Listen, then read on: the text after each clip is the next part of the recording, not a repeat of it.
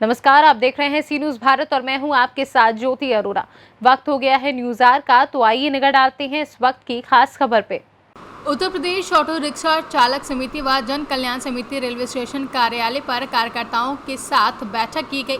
बैठक में संरक्षक प्रभु नारायण प्रेमी के संरक्षण में बैठक की गई, जहां अध्यक्षता कर रहे प्रदेश अध्यक्ष कृपाशंकर पाठक, संचालन मंत्री छोटे लाल ने कार्यक्रम की शुरुआत की। कोषाध्यक्ष वीरेंद्र यादव ने कहा कि इस वैश्विक महामारी में चलते ऑटो मालिक व ऑटो चालक भुखमरी के कगार पर हैं, लेकिन प्रदेश सरकार द्वारा या जिला प्रशासन द्वारा ऑटो चालक व ऑटो मालिक को सरकार की तरफ से कोई सहयोग या सहायता राशि नहीं दी गई है। जहां संगठन मंत्री शाहिद अहमद ने बताया कि बेरोजगारी व गरीबी की दर्द झेलकर जीवनोपार्जन को लेकर ऑटो रिक्शा खरीदा, पैसे न होने को लेकर किसी तरह जेवरात गहना बेचकर व फाइनेंस कराकर पिछले कोरोना महामारी में शासन प्रशासन द्वारा ऑटो चालक व चालकों के मालिकों को कोई सहायता नहीं दी गई है। फाइनेंस द्वारा भी सुविधा न देकर टॉर्चर किया गया। इस वैश्विक कोरोना महामारी का पालन करते करते ऑटो चालक भुखमरी के कगार पर पहुंच गए हैं। प्रदेश सरकार या जिला प्रशासन द्वारा सहायता राशि देने के बजाय परमिट को लेकर ऑटो चालकों के साथ अन्याय किया जा रहा है। आज किस मुद्दे को लेकर जो है बैठक किया गया, बैठक का क्या उद्देश्य है, इसके बारे में बताएं। देखिए, ये ऑटो रिक्शा चालक समिति उत्तर प्रदेश, जिसमें ई रिक्शा भी शामिल है, और जन किसान कल्याण समिति उत्तर प्रदेश, हमारे उसके संरक्षक श्री प्रभु नारायण पांडे प्रेमी, महामंत्री श्री छोटे लाल जी, हमारे कोषाध्यक्ष श्री वीरेंद्र यादव जी, हमारे संगठन मंत्री श्री शाहिद अहमद जी और हमारे कैलाश यादव शाहनी जी, तमाम पदाधिकारी यहाँ पर उपस्थित हैं। आज हम सभी लोग काफ़ी संख्या में है कार्यालय पर, यहाँ पर उपस्थित रेलवे स्टेशन पर। ऑटो रिक्शा चालकों को इधर कोविड-19 की जो महामारी की परिस्थिति काफ़ी समय से जो यह दंश झेल रहा है देश, उसमें उत्तर प्रदेश की सरकार ने विगत कुछ समय पहले माननीय दिल्ली उच्च न्यायालय के आदेश के अनुरूप में कहा कि हम ऑटो रिक्शा चालकों को भी 5,000 रुपये की मदद देंगे, परंतु वह नहीं दे सके। वर्तमान समय में भी उन्होंने कुछ ऐसा आदेश करना चाहा कि दे सके, लेकिन फिर भी हम लोगों की मांग थी कि ऑटो रिक्शा चालक भुखमरी के कगार पर हैं, उनकी किस्तें नहीं दी जा पा रही हैं, क्योंकि खेत बेच करके, गहना बेच करके गाड़ियां लिया है उन्होंने ऑटो रिक्शा, लेकिन वो गाड़ियां चल नहीं पा रही, कमाई हो नहीं पा रही, और बैंक वाले, प्राइवेट बैंक वाले दबाव बना रहे हैं किस्त लेने के लिए। इसकी भी मांग हम लोगों ने सरकार से रखा है, कम से कम 1 साल 1.5 साल तक के लिए किस्त और ब्याज को छूट रखा जाए। दूसरी तरफ हम इन मजदूरों के साथ इतना बड़ा अन्याय हो रहा है कि इनकी डीजल गाड़ी चल सकती है, इनकी रेलवे के गाड़ियों में ओवरलोडिंग हो सकती है, इनकी बसों में ओवरलोडिंग हो सकती है, हमारे लिए कानून बताया जाता है। ARTO ऑफिस में संभागीय परिवहन अधिकारी अब यह कह रहे हैं कि ऑटो रिक्शा, जो डीजल ऑटो रिक्शा है, उसका हम परमिट नहीं बनाएंगे, जबकि वह परमिट 10 साल के लिए अगर जारी हुआ है, जबकि 15 साल के लिए होना चाहिए, लेकिन 10 साल के लिए उन्होंने किया है। 15 साल का पैसा लिए, यह मांग हमारी अभी लंबी तो चल रही है, लेकिन फिर भी अगर किसी की गाड़ी 5 साल चली, 2 साल चली, अगर बेच के दूसरे को गाड़ी देता है किन्हीं कारणों से कर्जा पाटने के लिए, तभी वो कहते हैं कि हम ट्रांसफर नहीं करेंगे। ये कितना बड़ा अन्याय है, कोई परमिट नहीं। एक हमारे मजदूरों के साथ अन्याय। वर्तमान सरकार को इस विषय पर गंभीरता से चेतना चाहिए। यदि गंभीरता से नहीं चेतेगी तो इसके दुष्परिणाम भी प्राप्त होंगे, जिसको उसको भोगना पड़ेगा। ऐसी परिस्थिति में हम मजदूर इसके लिए, अभी रेलवे में आप देख लीजिए, 15 बाई 30 का उनका जो है campus allot, 15 metre by 30 metre का कैंपस अलॉट है, परंतु वहां पूरे रेलवे कैंपस में गुंडागर्दी मचा करके ऑटो चालकों से पैसा वसूला जा रहा। प्रशासन को लगातार कई बार कहा गया, उस पर उनका नजर नहीं जाता, वह उनके कानूनी वैधता में आ जाता है। इस प्रकार से अनेक मांगे हैं, उसको लेकर के हमारा संगठन आगे चल के ज्ञापन देगा। आज बैठकों ज्ञापन देगा। ज्ञापन देने के बाद तिथि तय होगी, उस पर आंदोलन होगा, और उत्तर प्रदेश में भावी राजनीतिक परिदृश्य को देखते हुए कुछ न कुछ हम सभी लोग भी गंभीर निर्णय ले सकते हैं। हाँ बताएं, आप आज यहाँ किस मुद्दे को लेकर बैठक किया गया? नाम पहले बता दें। नाम बताइए। प्रभु नारायण पांडे प्रेमी, प्रांतीय संरक्षक, ऑटो रिक्शा चालक। क्या मामला है लेकर बैठक किया गया आज? मामला बड़ा गंभीर है।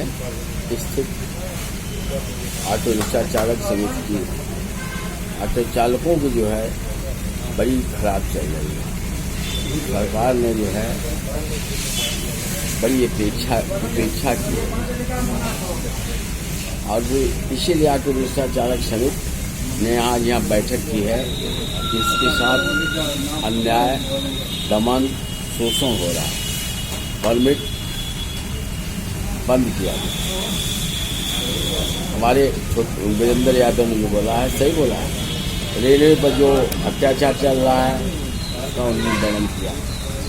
आज हमें यह सोचना है, अब पाठक जी को कोई सरकार, कोई विधायक सुनने वाला नहीं है, इसलिए ऑटो रिक्शा चालक समिति, जन कल्याण समिति ने यह निर्णय लिया है कि हम अपना एक विधायक चुने जो कि हम लोगों की आवाज़ को विधानसभा में उठावे। इसलिए श्री कृपाशंकर पाठक को हम लोगों ने नामित किया है कि यह इनको एमएलए बनाया जाएगा, लड़ाया जाएगा और ऑटो रिक्शा चालक समिति पूरी तरह से तैयार है। आइए हम सब मिल करके चलो हम गरीबों का घर दिखाएं, चलो हम गरीबों का घर दिखाएं, बेनूर बेबस नजर दिखाएं। समा नहीं है कोई जिंदगी में मगर। नाम बताएं। मेरा नाम वीरेंद्र कुमार यादव है। किस मुद्दे को लेकर आज यहाँ बैठक किया गया है? ये परमिट का मुद्दा है और जगह जगह ऑटो वालों से अवैध वसूली का मुद्दा है। रेलवे में 15-30 का जो इनका ठेका है उस पर जबरदस्ती गाली गलौज दे करके भद्दी ऑटो वालों से जबरदस्ती वसूली होती है। ना ही कोई थाना बोलता है, ना ही कोई पुलिस बोलती है। लगातार 4-5 गुंडे लग करके वहाँ पैसा लेने का काम करते हैं। एक मुद्दा तो है हमारा।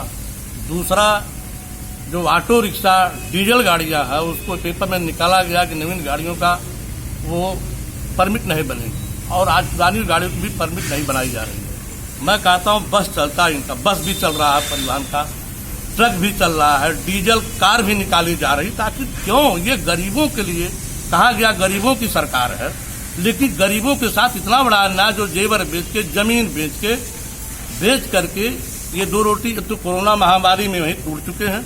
इसके बावजूद भी इनके संग दोहरी नीति अपनाई जा रही है, जो कि इनके साथ जो है ये कहाँ जाएंगे।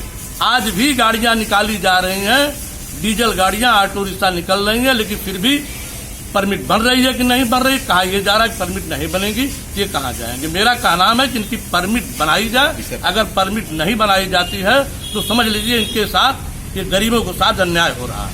एक तरफ, दूसरी तरफ हम आंदोलन के लिए भी बाध्य होंगे जाना। अगर ये भी जाना पड़ा कोर्ट तक तो हम हाई कोर्ट तक भी जा सकते हैं।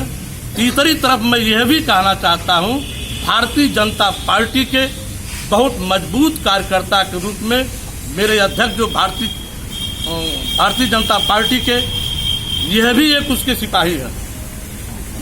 तो मैं यह भी कहना चाहता हूं, मेरे जितने ऑटो रिक्शा चालक समिति के पदाधिकारी हैं, जन किसान कल्याण समिति के जो भी पदाधिकारी हैं, तो मैं यह भी कहना चाहता हूं कि यह जो है विधानसभा चुनाव में ये लड़ने के लिए तैयारी रखें। हम लोग तन मन धन से सारे ऑटो रिक्शा चालक पदाधिकारी इनके सहायता के लिए खड़ा रहेंगे, क्योंकि इन्होंने गरीबों का काम किया है, किसानों का काम किया है, मजदूरों का काम किया है। इनके जिले से रिकॉर्ड निकाल लिया जाए, इन्होंने कितना काम किया है गरीबों के लिए। आज भी ये गरीबों की लड़ाई लड़ते हैं, इसलिए हम लोगों का कहना है ये चुनाव लड़ने की तैयारी रखें। चुनाव इनको लड़ना पड़ेगा। अगर ये चुनाव नहीं लड़ते हैं तो मैं यह भी कह दूंगा, ये गरीबों को साथ, या तो भारतीय जनता पार्टी में रहना चाहते हो, नहीं तो ये गरीबों को साथ रहना सीखा। इसलिए चुनाव लड़ेंगे, ये पूरी उम्मीद है। हमारे पूरे कमेटी का निर्णय है, हमारी समिति का निर्णय है, जन किसान कल्याण समिति का निर्णय है कि पाठक जी चुनाव लड़ेंगे। हम लोग की पूरी तैयारी है इस पे लड़ने की। तो चुनाव किसी पार्टी बेस पे लड़ा जाएगा कि पार्टी बेस पर नहीं, निर्दल चुनाव लड़ाएंगे हम लोग। इनको पार्टी में नहीं, संगठनक चुनाव लड़ेंगे। जन किसान कल्याण समिति की तरफ से लड़ेंगे। ऑटो रिक्शा चालक समिति उत्तर प्रदेश जो इनका है, इससे चुनाव लड़ेंगे। ये हमारा कहना है। और किसानों की बात है, अभी किसान की जो बात करते हैं, अभी किसानों का गेहूं खरीदा नहीं जा रहा, ट्रक पर लदा हुआ उनका गेहूं पड़ा है, क्रय केंद्र उनका बंद हो गया। ये सारी लड़ाई को लेकर के, किसान की बात के लेकर, मजदूर की बात को लेकर, ऑटो रिक्शा चालक समिति की बात को लेकर के ये चुनाव लड़ने का काम करेंगे और इनको चुनाव लड़ना होगा। आजमगढ़ से सी न्यूज़ संवाददाता सादिक की रिपोर्ट। फिलहाल के लिए न्यूज़ आवर में बस इतना ही। देश दुनिया की तमाम बड़ी खबरों के लिए आप देखते रहिए सी न्यूज़ भारत।